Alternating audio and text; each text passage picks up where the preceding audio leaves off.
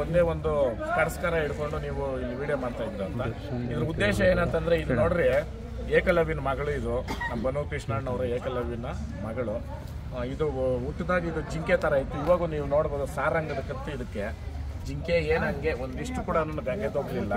ಆಮೇಲೆ ನಮ್ಮ ಮನೆ ಹೆಣ್ಮಗಳು ಅಂತ ನಾವು ತಿಳ್ಕೊಂಡಿರೋದು. ನಮ್ಮ ಹಸು ತೀರ್ಕೊಂಡ ಮೇಲೆ ಇದೇನೇನೆ ನಮ್ಮ ಮನೆಯಲ್ಲಿ ಇರೋದು.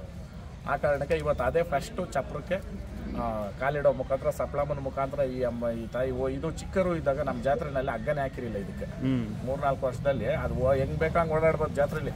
ಈ ಗೆಗ್ರೆ ಹಾಕ್ಬಿಟ್ಟಿದ್ದೆ, ಗಲ್ಲು ಗಲ್ ಗಲ್ ಗಲ್ ಅಂದ್ಕೊಂಡು ಓಡಾಡೋದು. ಇವಾಗೂ ಹಾಕ್ತೀನಿ, ಹಾಕಿ ನಮ್ಮ ಚಪ್ರದಲ್ಲಿ ಕಟ್ಟಾಕ್ತೀವಿ. ಅದು ಏನಂತಂದ್ರೆ ಶುಭ ಸೂಚಕ. ನಮ್ಮ ಸಪ್ಲಮ್ನಲ್ಲಿ ಇವತ್ತು ಪ್ರಥಮ ಇವತ್ತು ಗುರುವಾರ ತಾರೀಕು 9 ಇವತ್ತು ನಮ್ಮ ಜಿಂಕೆ ಮತ್ತು ಲಕ್ಷ್ಮಿ 2 ಹೆಸರು ಇದಕ್ಕೆ ಅದು ಆಗಮನ. ಇದರಿಂದ ಎಲ್ಲ ಒಳ್ಳೇದಾಗಲಿ ಅಂತ ನಾನು ಅಪೇಕ್ಷೆ ಪಡ್ತೀನಿ. ಎಲ್ರಿಗೂ ಒಳ್ಳೇದಾಗಲಿ.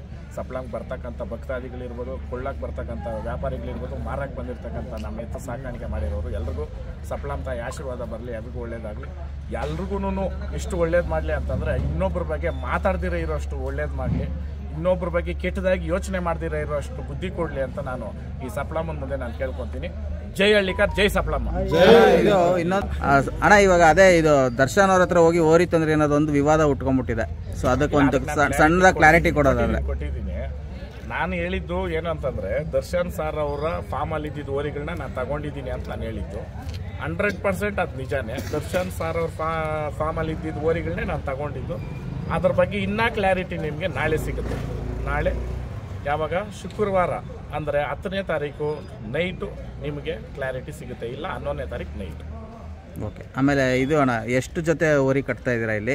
ಈಗ ಒಂದು 19ರಿಂದ 20 ಜೋಡಿ ಎತ್ತು ನಾವು ಸಪ್ಲಮ್ನಲ್ಲಿ ಮಾಡ್ತಾ ಇದ್ದೀವಿ.